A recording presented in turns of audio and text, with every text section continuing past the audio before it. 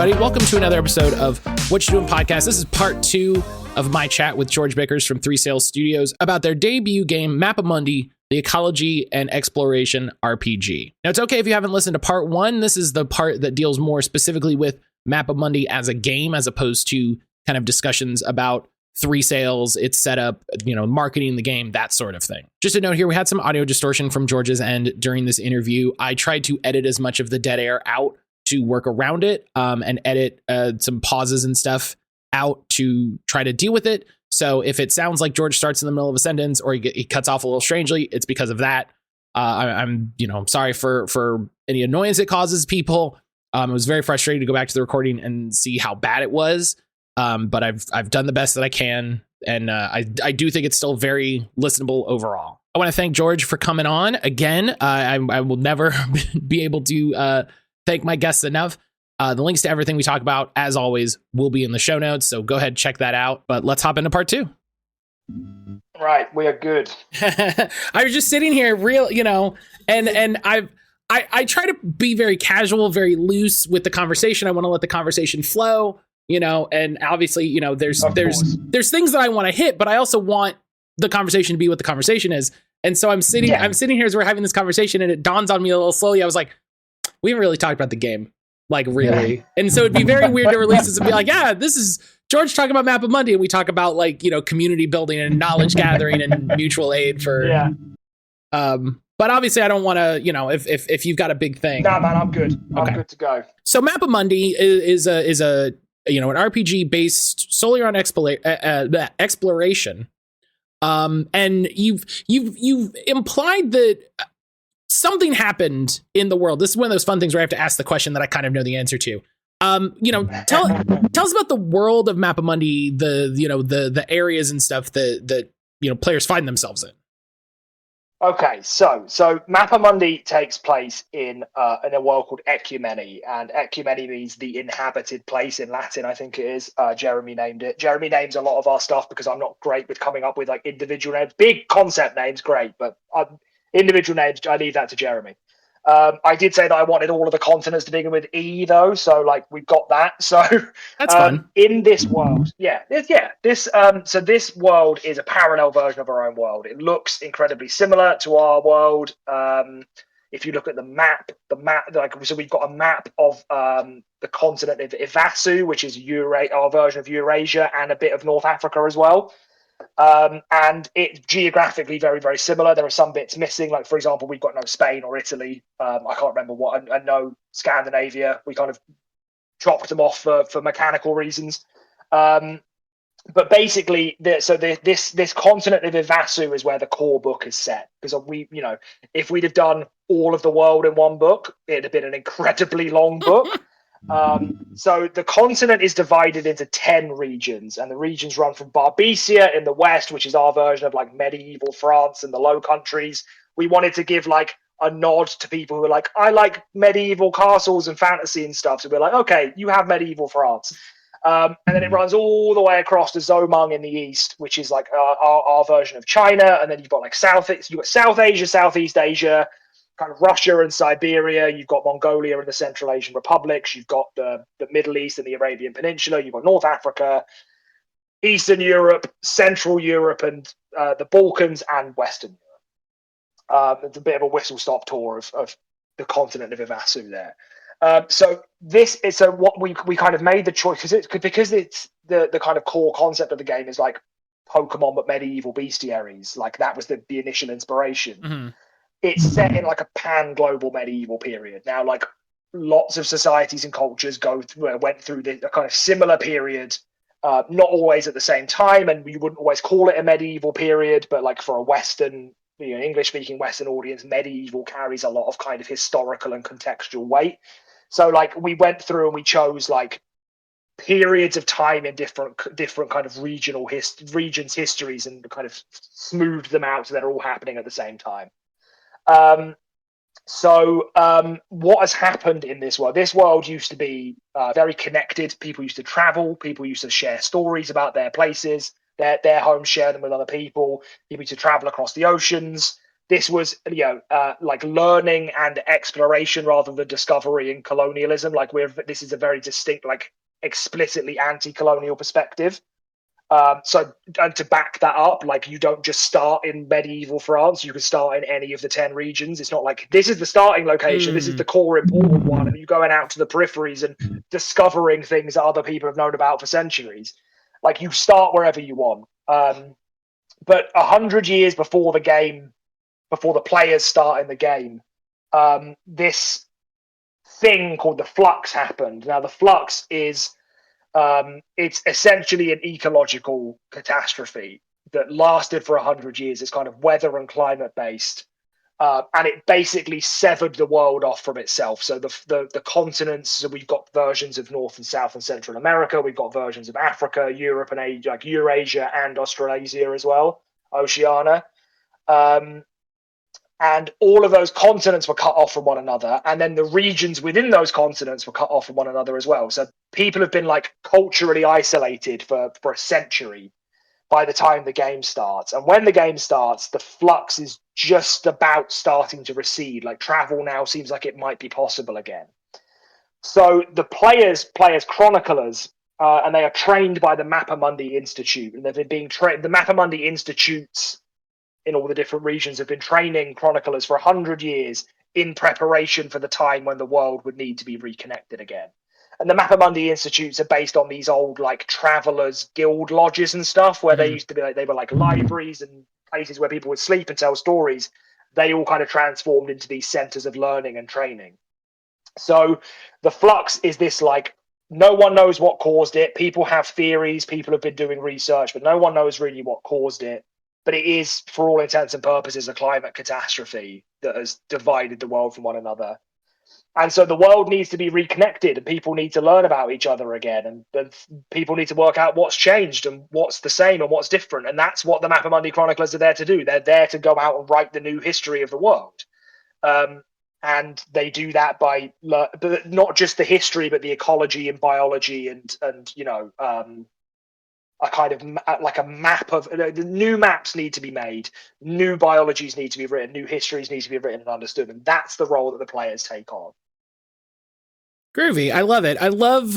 I really like how much the game and by extension the design is focusing on the idea of just like, yeah, stuff is different probably, so we should go see what's up. We don't know, so let's go out and check, right? Let's go out and have a look. And like, we haven't spoken to these people in 100 years. Like, we used to know these people, and like, so one of the things, Jeremy has done quite a lot of freelance work for Pathfinder, and one of the ideas he brought to the table, he really liked, like in the Pathfinder Society stuff, he liked the idea of their like archetypes, their archetype characters whose stories are told from their perspectives and stuff.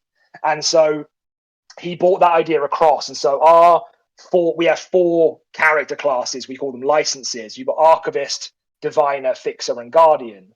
And Joel drew the 4 designs, and we used those. Those are featured on like the character creation pages and the relevant sections for each one. And then next to each of them, Jeremy wrote a story from that specific character's perspective. And the 4 of them are part of a traveling group of chroniclers who are going out into the wilds for the first time to fulfill the Mappa Mundi mission. And we liked this so much that every time Joel was drawing one of our big full-page regional art pieces, I was like, make sure the chroniclers are in there. Those same 4 chroniclers. And so as you read through the book, you see these chroniclers go on this journey. And I really, really like that. Like, there's something really special about it. And like, it's allowing players to like see the point of the game in the game. They're able to see the game material reinforce the point of the game, which is get your party together and go out on this unbelievable, amazing journey that no one has done before. You get to be the ones doing it. You get to be the ones reconnecting the world. And like, it's one of those characters, the archivist, her story, Jeremy wrote her. She's actually, her grandparents were, so the 4 chroniclers, the archetype chroniclers, are from Barbecia, which is, this medieval France region. And but Jeremy wrote the archivist character. Her grandparents were from Tir Hakim, which is the kind of Middle East Arabian Peninsula region. And them and their community of travelers were isolated in Barbesia and have kind of set up their own little neighborhood in the city. And so, like, part of her story is returning to Tir Hakim, which is a land that she feels both is and isn't her own. She's kind of part of this diaspora that's been cut off by the flux. And like, we've really lent into that with different bits of flavor text throughout the book, which is full. Like, the book is like, it's 220 pages. The regional guides take up 100 pages. The cardiary, which is loads and loads and loads of like environment-specific lore and story hooks, takes up another 36 pages. Like, more than half the book is just lore. Mm-hmm. Lore and world building and stuff. So we've been able to seed all these different bits in throughout, which has been really, really nice. But like, the game is designed to give people a sense of wonder and give people, because we're so divorced from the natural world. So many of us are so divorced from the natural world. And like, I'm a city boy at heart, man. Like, I live right in the middle of Manchester. You know, like, this is like the first city of the Industrial Revolution. Like, I'm looking out the window now. All I can see is brick terraces. If I look out in that direction, this direction, there's just brick terraces everywhere. And I love being in a city. But I kind of, because of that, I also like, when I do see something. So there's a few parks around us, and we've got a dog. We take the dog for a walk. And in the 80s, someone released a breeding pair of like parakeets into one of these parks. And now these 3 parks are full of these like tropical looking parakeets. And it's amazing. And like, I see in the winter when all the leaves are off the trees, you just see these flashes of green in the trees and stuff. And like, that feeling is so minor of like, isn't nature amazing? But that's what Mappa Mundi really gives to people. And it's seeing that happening in real time when you're running a game for people it's so beautiful. And like, it's what we were talking about earlier on, that like that perfect marriage of like when the theme meets mechanic. That's what Mappa Mundi is intended to do, is to be like, you can go out and explore and build. Crucially, you as a player, you play a huge part in building this world as you want to see it. And we do that through our shaping mechanic. Tell me about shaping. Again, I have to ask these questions like I don't know. But I gave a good flip through the preview document. Well, we'll talk about shaping in a second. Flipping through the preview document. And you know, I just grabbed a couple pages. I was given it a very, very broad glance. But a thing that very quickly caught my eye was advancement, because I enjoy, you know, like for video games, like I enjoy JRPGs, I enjoy strategy games, I enjoy games that like you can really get granular with your characters, with what you want them to do. Yeah. And so I just settled on advancement. And the thing that I really enjoyed seeing was that a core part of advancement in this game is having to fail. No, 100%. Yeah, you absolutely have to fail, otherwise you can't advance. Yeah, it's a thing I'm. Well, I guess I shouldn't say I'm shocked more games don't do more, because in, you know, Powered by the Apocalypse, Blades in the Dark, you know, Forged in the Dark genre games, you know, a lot of that is you fail and so you gain an XP, and so you kind of, you know, that's the main progression mechanic. But for games that are not of that genre, kind of not of that lineage, it's very uncommon. It's very uncommon to have failure be such an important part of progressing your character. Yeah, I get you. So I think that for me, this is an interesting one, because obviously this is something that now. So Blades in the Dark was definitively an inspiration for what we've done with Mappa Mundi, but I think we've done it in a kind of very different way. So like, prior to this, I'm a man that's lived many lives, and one of my lives was an academic. So I did my PhD here in Manchester in American studies. Like, my PhD was on like a radical American social politics and like spatial theory and stuff, like anarchist spatial theory. And so I'm used to being in an environment where you have to fail to get better. Like, you know, that's what academia is. It's a constant process of learning and failing and getting better and getting better. And like, one way of looking at our chroniclers is that they're like adventure academics. I mean, Christ, one of them is an archivist. Like, it's like because so Mappa Mundi characters don't level up. Like they don't level up, and I think it was a conscious decision when we were doing the design, because I was like, these are normal people. They're not elves or like god-blessed humans or barbarians or orcs or dwarves or whatever. They're not fantasy, but they're normal people, and that's a really core part of the theme of Mappa Mundi, is like normal people going out and doing something highly unnormal, like in a situation that's very, very much not normal. So like the characters don't level up because they're normal human beings. Instead, their dice level up, because so Mappa Mundi has 4 abilities. You've got traversal, which is your ability to move through the world. You've got deduction, which is your ability to kind of understand the world. You've got observation, which is your ability to kind of witness and notice the world. And then you've got exploration, which is the drive to put all those things into action. So when you build your character, you have 4 dice. You start with D4s and D6s. You put 2 D4s on one. You put a D4 on one of those abilities, a D4 on another one, a D6 on another one, and a D6 on another one. And as you use those abilities in game, as you roll your dice, that's what we call training. So as you make traversal checks, you are gaining traversal training because you are being exposed to the thing that you're trying to do. Mm-hmm. And so you mark every time you succeed with a specific dice, you mark that down. Every time you fail, you mark that down. And then once you've accumulated enough training, which bear in mind is that combination of failing and succeeding, you can upgrade your dice. So a D4 becomes a D6, becomes a D8, becomes a D12. So if I want to upgrade my D6 in traversal to a D8, I need to succeed in traversal 8 times, and I need to fail at traversal 4 times. And I can engineer situations in which I'm going to fail. I can attempt something that I know I can't do to guarantee a fail, and you're going to suffer a consequence for it, but you've also learned something. So the idea is that as our chroniclers are more and more exposed to the things that they do, the idea is that they get better at them, and so they upgrade their dice, and so they're more capable of more difficult things. So failure is like an integral part of that, because you learn as much from getting something wrong as you do from getting it right. In fact, you probably learn more because you know all the things that you don't need to do anymore in order to try and do the thing that you need to do. So like that was a big part of Mappa Mundi's advancement, and is actually something that I'm carrying forward to a lesser or a greater extent in our future games as well. Like I like that as an advancement thing. I like the idea that you're not just becoming better. Mm-hmm. Like, oh, I've killed enough goblins. Now I'm better at. Now I'm more charismatic. Like, no, I'm sorry, no, that's not the way it works. Like, because my design philosophy has become the studio's motto, which is the real world done fantastically. Like, I am a big proponent of the fact that the real world is interesting enough that I don't need stories told through the perspective of elves and dwarves.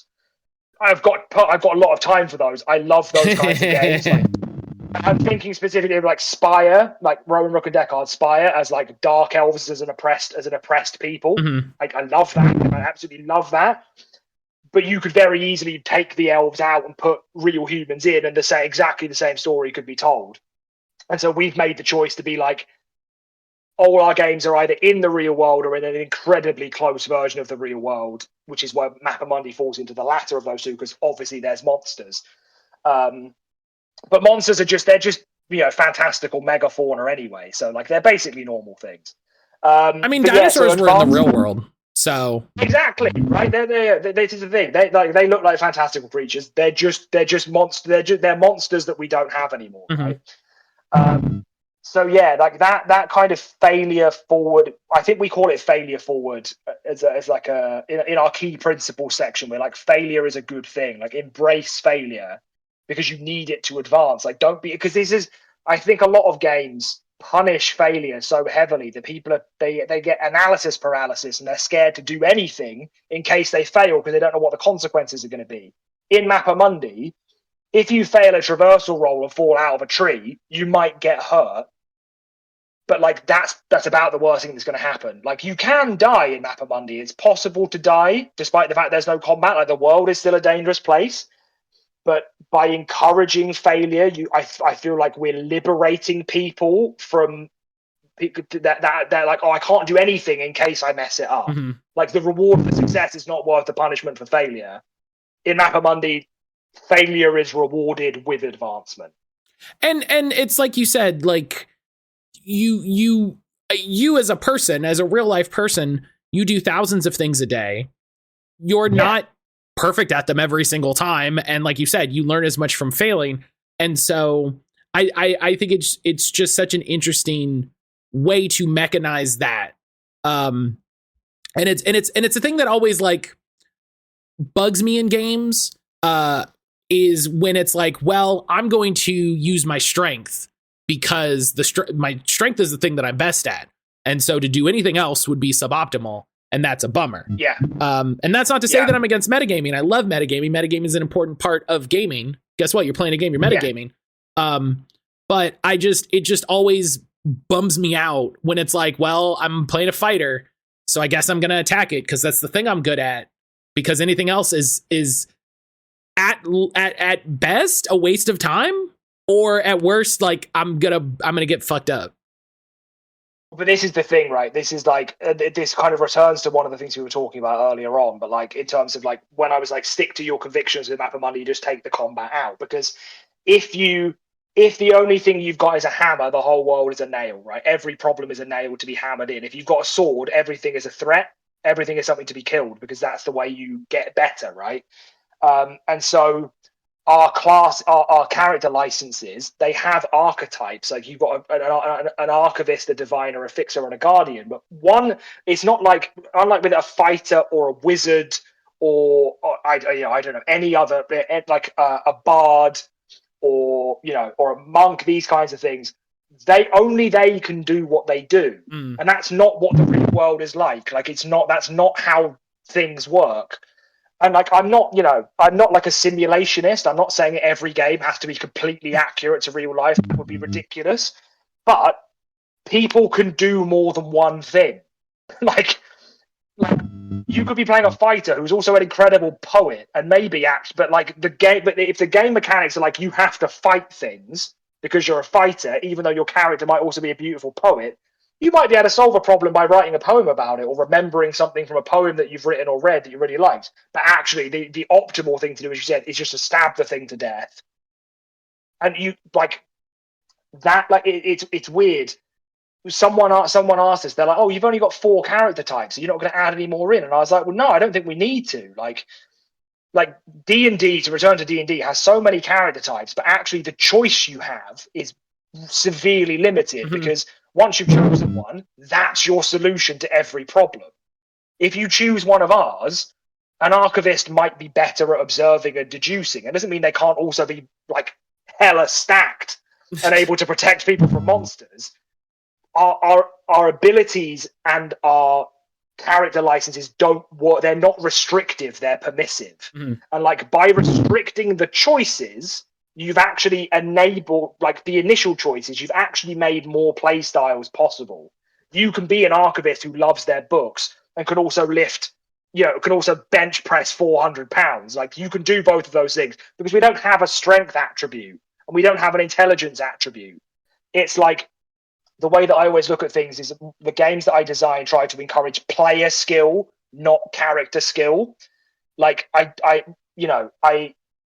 there's a whole bunch of problems with the OSR community. Obviously, I don't think that goes without saying. There's a whole bunch of problems, but there's also loads of people who are on our side of things who love the OSR and are doing really, really good things with it. Our character sheets are really simple. You have 4 abilities. None of them are like directly telling you that none of them, you can't be like, your traversal skill is not going to help you lift a rock. You need to work out how you're going to lift that rock as a player. Like one of the things I don't like about D&D 5e, and I'm assuming it's the same for 5.5 or 2024, whatever we're calling it. Like if there's a hidden trap in a room, I hate the fact that you walk in and roll a perception check and you're like, are there any traps in here? I've rolled a perception check. No. Like, what are you? Like, are you like, I mean, I was about to say, are you magic? You probably are. But the fact that everyone can just roll to see if there's a hidden trap defeats the point of there ever being a trap.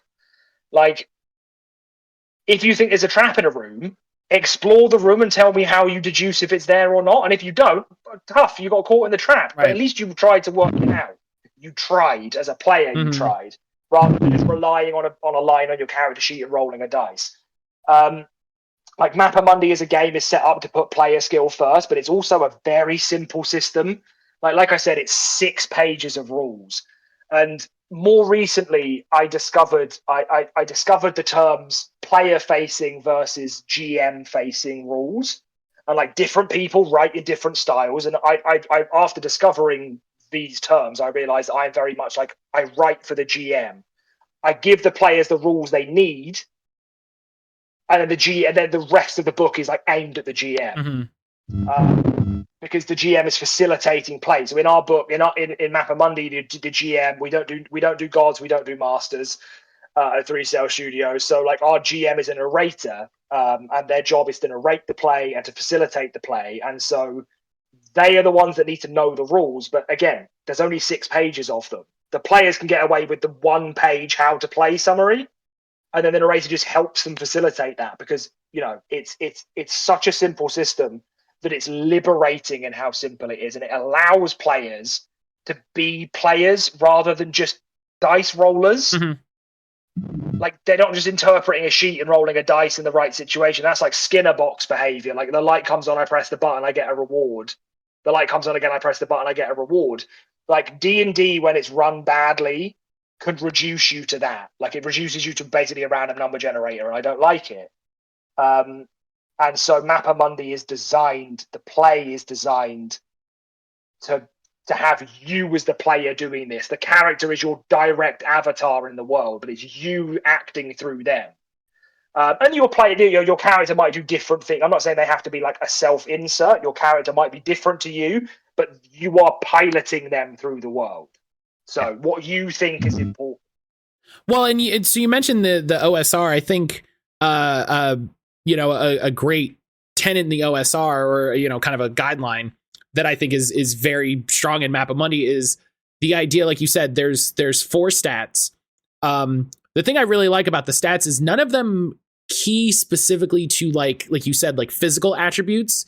They're not inherently telling you like traversal is close. Like, traversal is how am I moving through the world, but like, it's not how strong am I or how quick am I. It's like it's a guide. It's not a number on a scale. Right. It's not, am I strong enough to carry this rock? It could be for any number of things. And I like open-ended skills like that. But a thing that I feel like is pretty prevalent in the OSR community is like, okay, you have your character, and now we put the book away, and now we play the game. That's exactly what we're aiming for. Yeah, it's exactly what we're aiming for. Is that you as a player, you should be able to read that 1-page how to play summary, build your character, and then never have to look at that book again if you don't want to. Right. And the narrator should be able to run a game without constantly having to look up rules. Right. Like, occasionally they might dive in and be like, oh, I can't quite remember what this one is. But like, again, with very, very little learning, you should be able to play this game and have great fun, and it'd be satisfying and profound and funny and sad and beautiful and all these things, without you constantly having to flip back and through pages. How do I resolve combat? How does initiative work? What's the modifier on this weapon? Oh, like, the second someone says roll for initiative, it makes me feel sick. What's the grapple system in Mappa Mundi? What score do I have to roll over? The closest we have to a grapple system is one of our interactions is subdue, and you literally just have to say, right, I'm going to try and subdue that creature. There you go. And the narrator might be like, okay, have you got any relevant skills, which are all narrative skills? So you might have steady hands, which might help you hold something, but you don't have to roll on that. You say, I've got steady hands, and I think it would allow me to do this. And if the narrator's like, okay, but that monster's huge and you're going to try and subdue it, I'm going to get you to give me a traversal roll as well, just to see if you can get in the right position to grab it. Like, that's it. That's the grapple mechanic. That's it. That's it done. So you mentioned skills, and skills was the thing I was flipping through the book, and I was like, okay, I got to ask about this, because I can tell there's a lot going on, but with my very quick glance, I didn't grab the entire thing. And again, I took a very quick glance. This is not a statement on the game. How does advancement work? We talked about upgrading dice. and all of that. How does advancement in those licenses work? Okay, so with skills, every license has its own skill path. They're skill trees. We call them skill paths because they're arranged horizontally rather than vertically. Now, I'm a massive JRPG and strategy game fan as well. I love a skill. I love a tech tree. Mm-hmm. Absolutely love it. Every game I design has some form of it in there. So you start off, you choose, like every license has its own skill path and has 9 starting skills. And you are given 4 of those skills for free at the start of the game when you build your character. And then each of those skills is linked to one of the 4 abilities.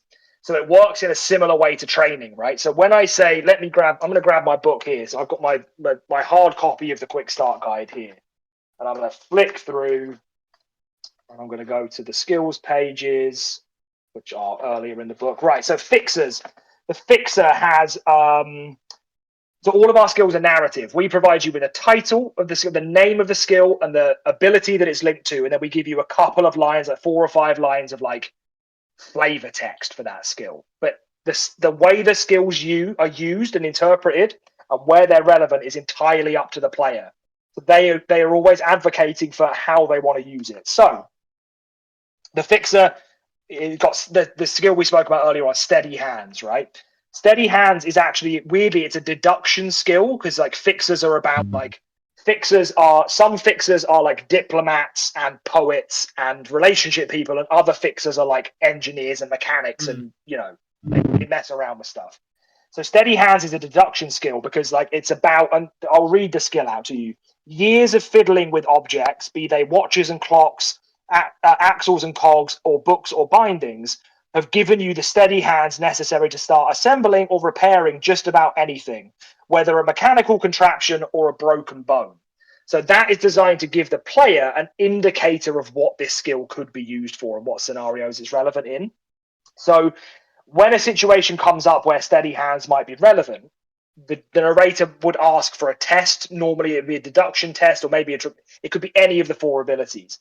But the fixer player is like, actually, I've got the steady hand skill unlocked, and I think that would allow me to do this thing in this way. If the narrator agrees, they're like, good, fine, great. You don't need to make the test. You don't need to roll your dice because the skill does it. Sometimes it might be, okay, but this one's particularly difficult, so like roll the test, but we're going to make the test easier to pass because you've got steady hands. So when you use that, you gain a point of what we call expertise. So it's still EXP, but it's expertise instead of experience, because like training, you are getting better at your job. So if you use steady hands, you gain a point of deduction expertise. If you use gift giver, which is an observation skill, you get an observation point of expertise. And when you've accumulated enough expertise, you can unlock another skill along the tech tree that is linked to that expertise. So I've gained X number of deduction expertise points. That looks like a good deduction skill. I'm going to unlock that one, and therefore again the advancement is there. Mm-hmm. And then once you spend those points, you erase them and you start building them up again. And the way you unlock a skill, I designed this to be a conundrum for the player. The way you unlock skills, a skill costs the same number of points as the value of the dice linked to that ability. So if I wanted to unlock a deduction skill and I've got a D6 in deduction, it's going to cost me 6 deduction. So the conundrum that the players have to do is they have to work out, do they want to make their tests easier by upgrading their dice? But if they do so, they're making unlocking skills more expensive. Or do they want to keep their dice at a low level and make unlocking skills cheaper, but run the risk of not succeeding when they're having to make tests? So I liked that little interplay between like, how do you want to specialize? There's a balance to be played with both of them. So skills have that narrative function, but they're linked to one of the abilities, and that therefore gives you expertise, which can be spent to unlock those new skills. And as you move up the skill paths, I nearly said tech trees there. Did you hear that? As you move up the skill paths, you move to what we call specializations.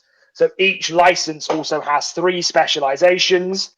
Let's have a look. So I can remember some of them off the top of my head, but not all of them. So the archivist has 3 specializations. The archivist can specialize as a cartographer, a biologist, or a historian. The diviner can specialize as a cartomancer, an osteomancer, so they're bone readers because our dice are called bones, or an augur. Fixers can specialize as envoys, fabricators, or scavengers. And guardians can specialize as wardens, survivalists, or trappers. And then we allow you to multi-class as well if you want. You can combine different specializations from different licenses, and you get what we call endorsements for them. So a guardian who has the warden specialization and any archivist specialization can become a veterinarian. And they get special things for being a vet, like they get special things that they can do, and like so there's there's all these different things you can do. I love character building, and I love it to be deep, but I also want it to be quick and easy to do. Like I want there to be loads of choices, but the initial stuff, character should be like that. 5 minutes, I'm done. I've chosen my skills. I've picked my interactions. I've assigned my dice. Let's go. I'm ready to go. But the customization that you can do in Mappa Mundi with your characters is really deep. What routes do you take through the skill path? Do I decide do I want to master being an archivist by getting all 3 specializations, or do I want to be a veterinarian? So I take the guardian, I do some guardian skills and I do some archivist skills, and then I become this particular thing. There's enough there that players can really sink their teeth into without it ever being overwhelming to start off with. Yeah, and what I like about that, you at the end of the day, you have a character sheet that has the dice, and you're just like, you don't have numbers, you just have dice, and then you just have words, you just have descriptors of your character's abilities and skills and experiences. That's literally, it is that simple, and that's how I wanted. That's just how I wanted it to be. I want you to look at a word or look at a phrase and be like, "Oh, Carl, that applies here." Oh, my fixer's got a silver tongue. Like I can talk my way into things. When we first designed it, the skills were actually mechanical. They were giving like modifiers and boosts and stuff. I ran the first playtest and I was like, I don't like this at all. Like I'm getting rid of this straight. Because like people were saving them for the right moment, and that wasn't part of the fail forward. That contravened the fail forward, decisions that we'd made. People weren't going to. They were like, "Oh, I've got this. It's going to be great if this situation happens." And lo and behold, that situation never happens, and someone goes through the game having never used one of their skills, and they're disappointed, and that feels bad. And then it's redundant design, because why would you ever choose it if that's not going to happen? So the narrative skills allow that conceptual and creative space for players to exist in. And like, this is really at the core for Mappa Mundi. This is where shaping really comes in. So shaping is the mechanic that I am proudest of for codifying it, because this shaping happens around every good TTRPG table. One of our playtesters described shaping as adding flavor text to the world. What Mappa Mundi does is it specifically codifies it, and it gives players permission to add detail to the world in really profound and interesting ways. The only rule of shaping is don't erase something that someone else has already added. It's yes and. And sometimes in the narrator it's no but. Like that, you can't do this because that would be erasing something, but have you considered this instead? So like shaping, the world that we have created in Mappa Mundi is a framework that we want people to come and dress up and bring to life, and that the narrator plays that role as well. So Mappa Mundi is at its heart as a collaborative storytelling and world building exercise that's also a good game. And so, if I do say so myself,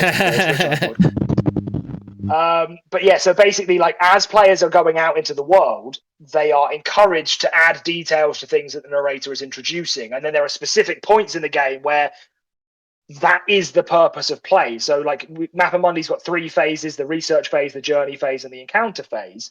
In the journey phase, where players are playing through the journey deck that their actions have put into, their actions have contributed to, whenever a new location is reached, the narrator specifically asks the players to tell them what it looks like. What does it look like, smell like, sound like? What can you see? What are the flowers like? Can you see any wildlife? What's the weather like? What's the vibe? And you go round the table and everyone adds details.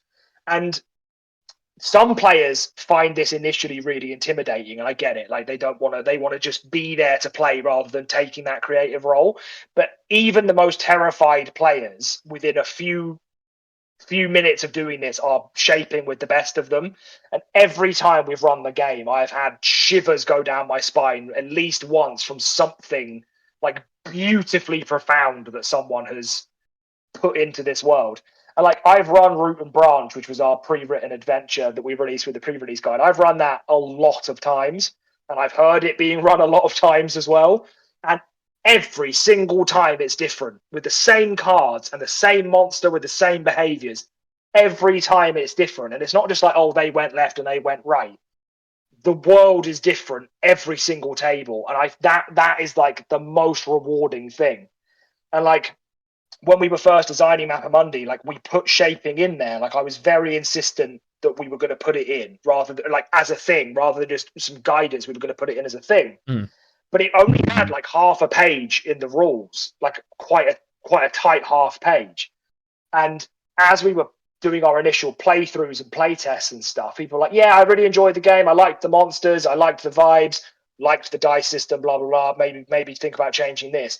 But every single one of them was like, that shaping mechanic, though, that was really good. That was really special. And after a while, I was like, we're really on to something with this. And so I made a bigger deal out of it. And then it became so central to the game that, like, that's the experience that people really remember. Everyone wants to have a hand in the world they're playing in. Everyone wants that. And Mappa Mundi gives players the explicit permission and space to do that. And yeah, I really, really like that. And it's all tied in, right? It's that marriage of theme and mechanics again into a system. That's what we've got. And like, I really, really, really enjoy it. I'm so glad that we've codified it. And again, it's being carried forward into every other game I design. Like, I just love it so much. It's being carried forward. It's such a great idea, because like you said, it's not doing anything groundbreaking, but it's codifying it. It's putting it into the gameplay loop. It's explicitly saying, this is when it happens. This is how it affects. This is when you can bring it up, and making that clear in a guideline perspective, which I think is great. If for nothing else, then people might play Mappa Mundi and then be like, oh, this is a thing I can do in other games, and this would just improve playing other games. I really want people to take it into other games. I want people who are playing Mappa Mundi, either as players or narrators, to bring it into other games as GMs, to like create that space. Allow your players to do this, because it makes your job as the person running the game so much easier. And just the stuff they come up with is it's incredible. It's absolutely incredible, the things that they do. I just love it. It makes me happy every single time. The other thing that's amazing, what I really appreciate about it, it's a game that's explicitly about exploration. You know, it's a game where the player characters are explorers. They're exploring, they're re-exploring the world. They're rediscovering things. And how unexciting would it be to just be told all the things that you discover? Exactly. So Thomas Manuel, who runs the Yes Indeed podcast, he works with Rascal now. He's one of the co-owners of Rascal, and he does the indie games. I forget what the actual mailing list is called now. I think it's the EERPG newsletter. That's it. I look forward to that every single week. Every weekend when it comes through, it's the first thing I read. As soon as it comes through, straight reading it. And one of the weekly newsletters came out while we were at UK Games Expo, and I was out taking a cigarette break and reading it. And he was like, one of the problems I have with like a lot of games is this idea of like received or common knowledge.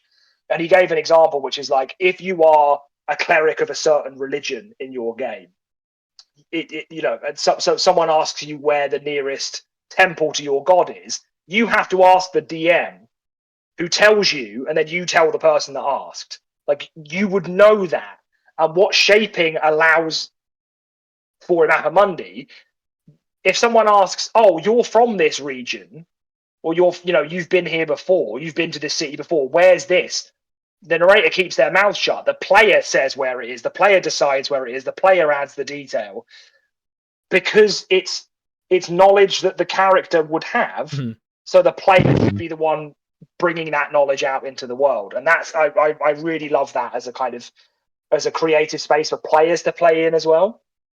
Yeah, it feels so much more like it it exists in the storytelling game space, and it's a great sort of break point from the lineage. I feel like, and this isn't, this is just an observation. It's not a problem. A lot of Powered by the Apocalypse games can feel very similar because a lot of the mechanics are similar. And so your flow of play is the same. And so the games can start to feel a little similar and they can feel less exciting from one to another. Mappa Mundi takes just a lot of the ideas and a lot of the sort of GM ideas and a lot of the GM guidance and player ideals and puts it in a completely different package. And I think just sounds so exciting to get to the table. It sounds so exciting. It feels like there's so many games that are starting to come out that feel like what people think D&D feels like. Mate, you could not be more correct there. So what we were saying earlier on about people bouncing off of D&D because it's not what they thought, not what they wanted it to be. So many of us in the indie space know that because we had the same experience and we're creating the experiences we wanted to see. And that's, for me, that's what Mappa Mundi is. It's like, this is what I wanted role-playing to be. Mm-hmm. And there's lots of things I wanted role-playing to be. Mappa Mundi is one part of that. But again, to return to that quote from Luke from Merkmail in his review, it's like, this is a love letter to world building. That's I couldn't have said it better myself. He summed up exactly what I wanted to do. I wanted to give people the world building experience that I wanted. And when you're a writer or a musician or a designer, the number one piece of advice people give you is write for yourself, because other people are going to share other people want what you want. You just need to find them. And that's what we've done. Evidently that's what's happening with Mappa Mundi. As we speak, that's what's happening with Mappa Mundi. And it's beautiful. I love it. I get a bit overwhelmed by it at times, being like, I designed this for me, but I designed it for you as well. Mm-hmm. I know you're going to enjoy it as much as I enjoy it because I designed it for you. I made this for you and I want you to enjoy it. Just you pushing the book into someone's face. I made this for you! With my blood. Okay, so 2 more questions because I know it's getting late.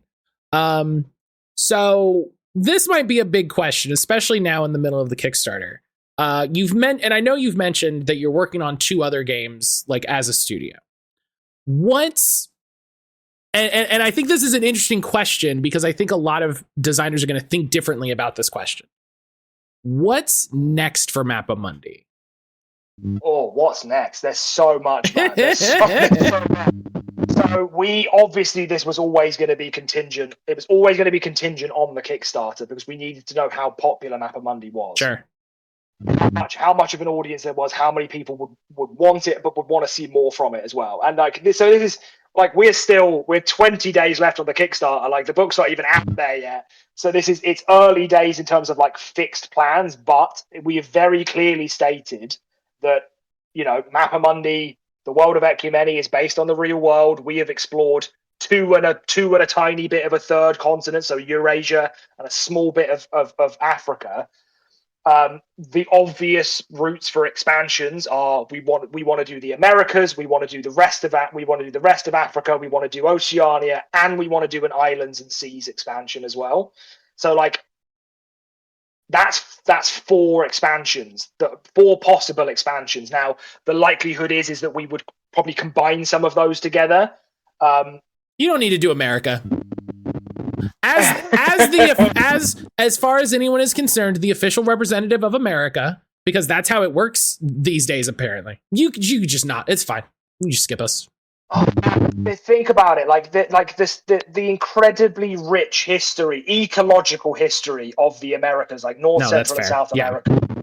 There's so much stuff there. In a way, we could have started with the Americas, but so there's a minimum. That's a minimum for 4 expansions there. Like I said, we'd probably combine continents into books, so the books are of a reasonable reasonable length for production. But in terms of actual fixed plans for what those books look like, we're not sure yet. But we know what our approach is going to be.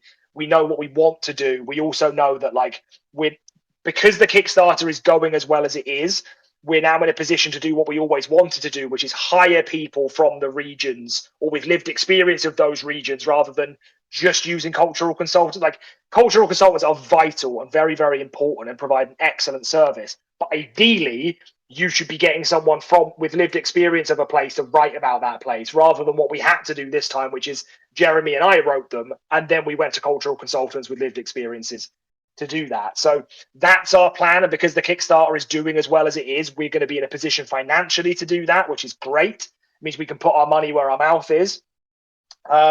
We also have, so as part of the Kickstarter, every Kickstarter backer is getting a PDF, 2 free PDFs, in fact. One is the solo rules, the solo supplement. My partner is very excited about that. She at the beginning, she was like, make sure you ask them if there's solo stuff, because this is really exciting. And then I was looking at the Kickstarter and she's like, oh, it's included. Great. Fantastic. Everyone gets that for free, and the solo supplement will always be free because it's going to be like a 15-20 page PDF, so that will always be free. But the other PDF that people are getting, Kickstarter backers are getting for free, is called Chronicles of the Wilds Volume 1, and that contains 4 pre-written adventures. So Root and Branch from the original, from the pre-release guide, is being condensed and edited and formatted differently. And then we've got Jeremy is writing 2 more, and then we've got Kat Southern, Kat the Law Mistress, she's written another one for us, which is great, really, really good. So we are also planning more Chronicles of the Wilds expansions. We want at least 1 adventure for every region that we've covered in the core book, and then the idea we'll do those as PDFs, and hopefully at one point we'll be able to do those as like an anthology book as well, which would be really, really nice. So we've got big plans for Mappa Mundi, really big plans, and the fact that the Kickstarter is going as well as it is suggests that there's an appetite for those. We're not just going to start churning stuff out. We want it to be considered and properly high quality. So we're going to take our time with them, and obviously we've got other games in the pipeline as a studio as well. But like Mappa Mundi is always going to be on our radar. There's been speculative talk about a future Mappa Mundi set 100,000 years in the future, where humanity is returning to Ecumene.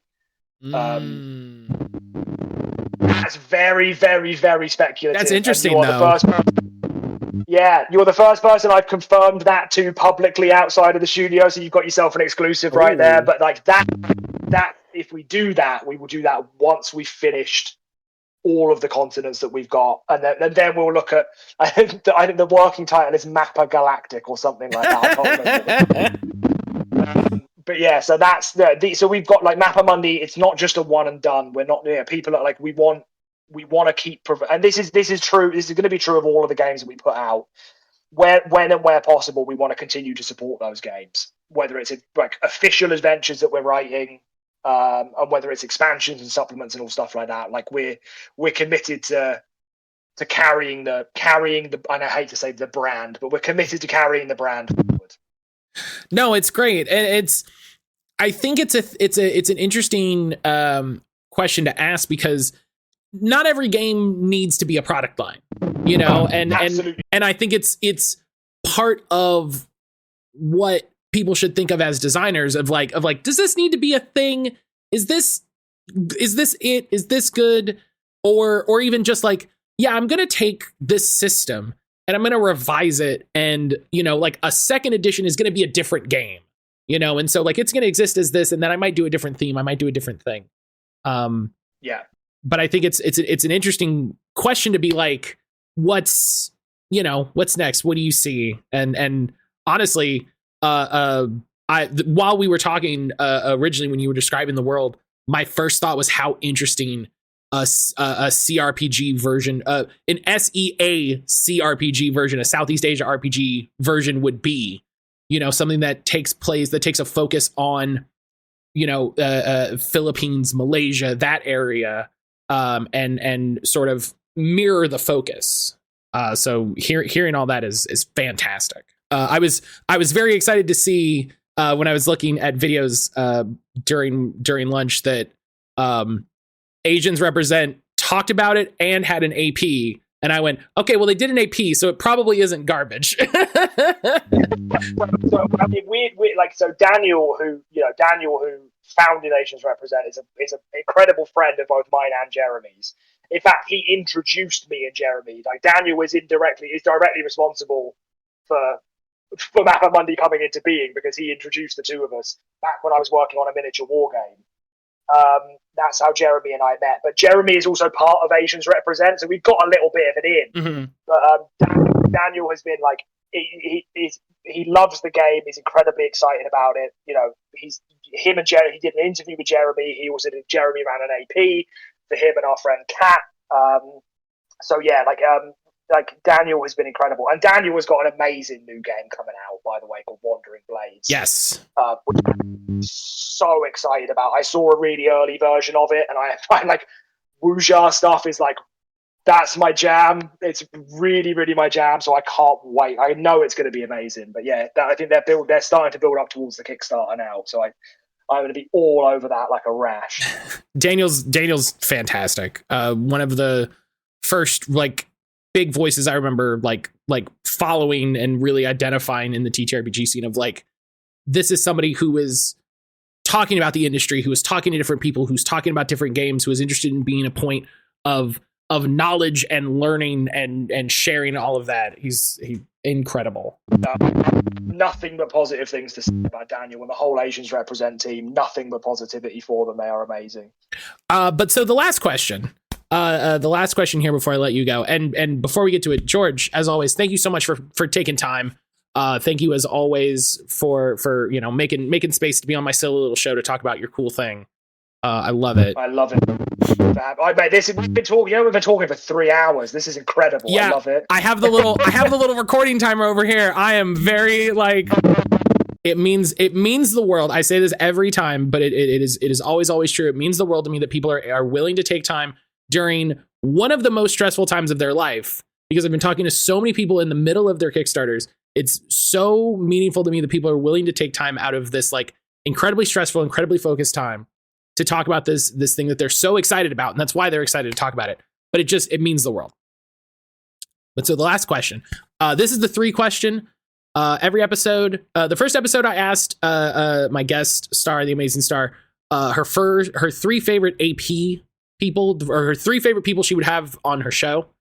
And so I loved it. It was a fun time. Every episode since that, I've asked like a 3 question, like what is your 3 whatever? And I come up with it during the episode, and that's how we end out. We end out with a nice little goofy question. So George, what are your 3 favorite fantastical creatures?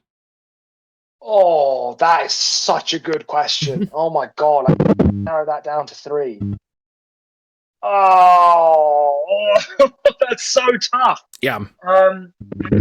3 favorite fantastical creatures. It doesn't have to be in a particular order, but all right. So I really, really, really like. I learned relatively recently about the Wendigo. I don't. People pronounce it differently, right?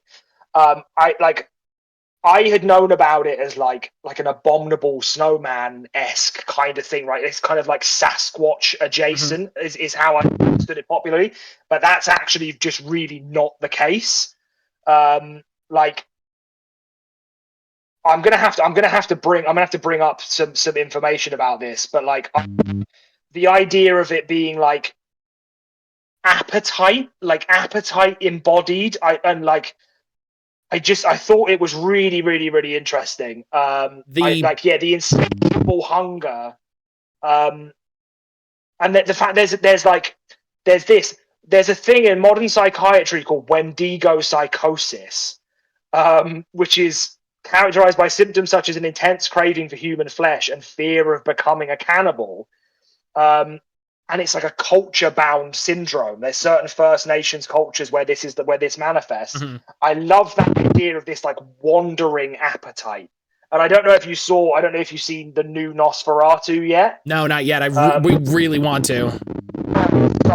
It's so good. So in that, Nosferatu describes himself as an appetite, nothing but an appetite. And I just, as soon as he mentioned that, as soon as that line was in, and I was like, oh, that's really, really good. My next one, there's so many to choose from.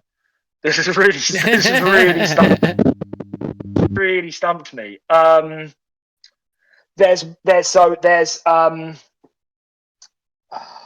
the name has escaped me now. I wish I'd had more time to prepare for this. There is a series of books by Marlon James called the Dark Star Trilogy. Okay. I don't know if you've read any of them. Only 2 of them are out at the moment. The first one is called Black Leopard, Red Wolf. The next one is called Moon Rider King, and they are the gayest books I've ever read. They are hella gay. I love it. So Marlon James is Jamaican, but it draws on like particularly West African mythology, and there are these are not really. It's kind of unfair of me to describe them as a mythical creature. It's not really. They're not creatures. They're people. But there are people in the book, and it's drawn from West African tradition. People called Sangoma, and they're like anti-witches.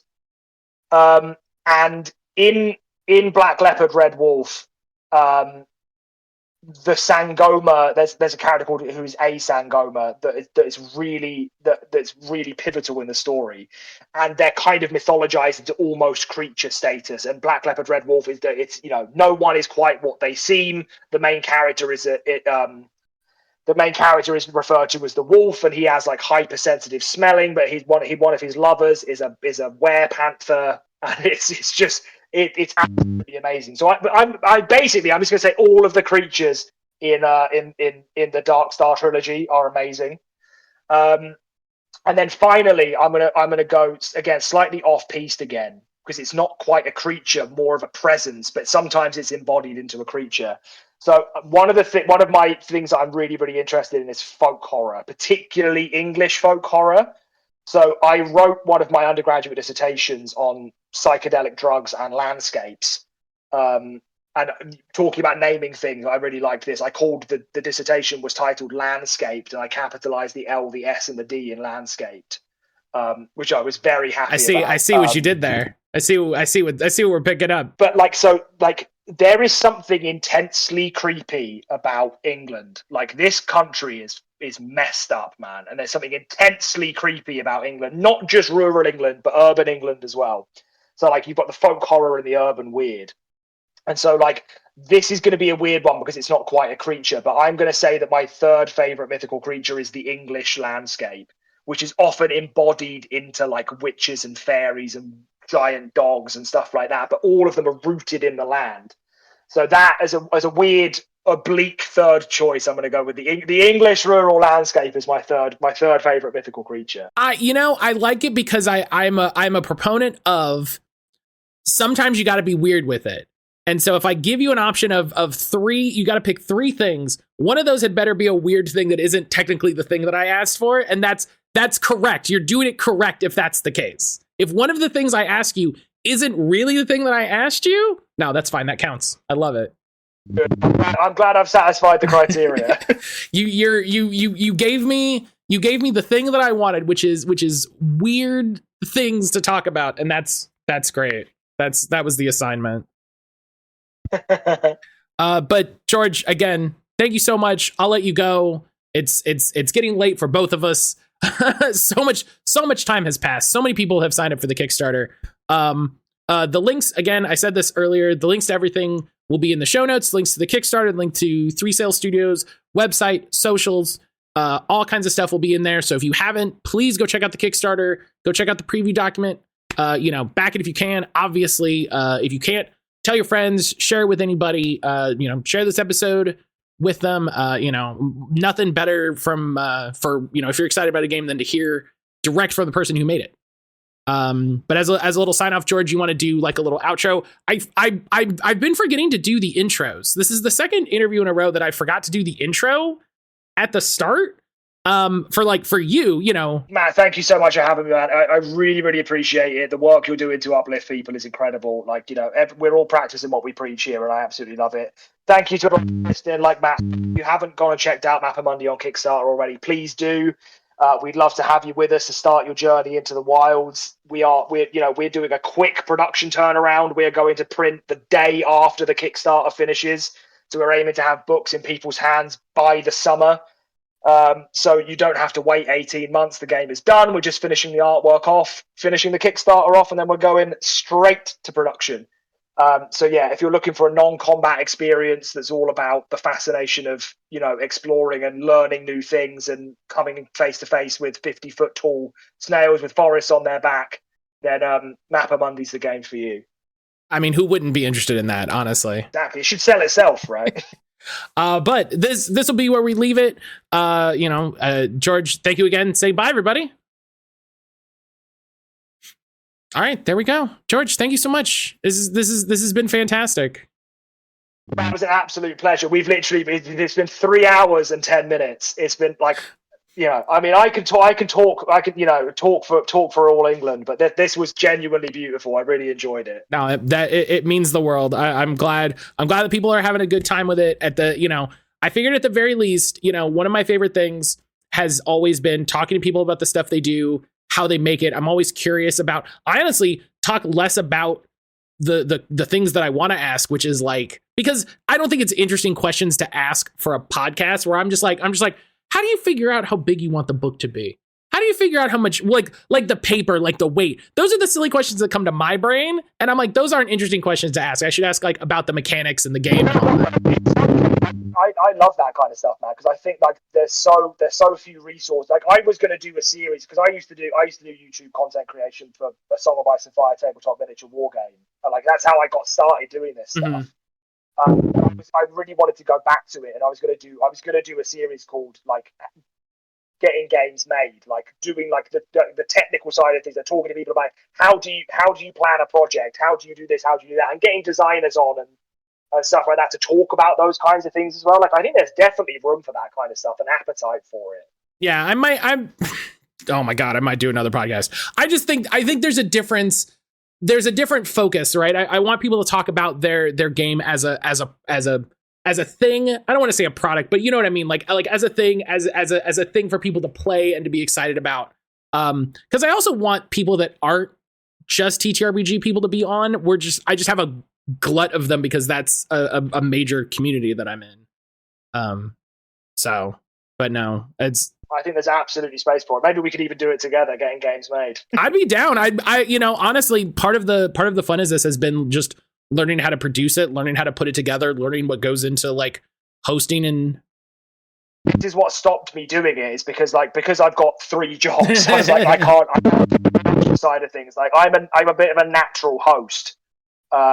But like, yeah, let's send me a message. Let's talk some more about this. I think there's fertile ground for something like this. Yeah, I'm always down. It comes with a little bit more clout when I actually have a game out rather than just speculative.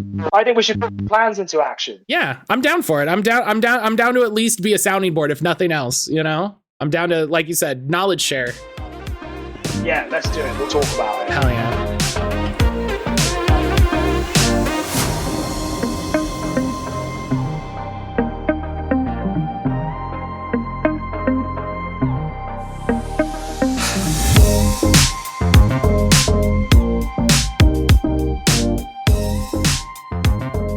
That's part 2 and the finale of my time with George from 3 Sales. Again, I want to thank him so much for taking so much time to chat with me about 3 Sales, the sort of development, his ideas behind it, Mappa Mundi. We had a fantastic time chatting. You can find all the links for George, 3 Sales, Mappa Mundi, and its final week on Kickstarter down in the description. If you haven't backed it, please go check it out. Please go download the quick start, give it a read, check it out. I think it's an amazing game, amazing design of a game.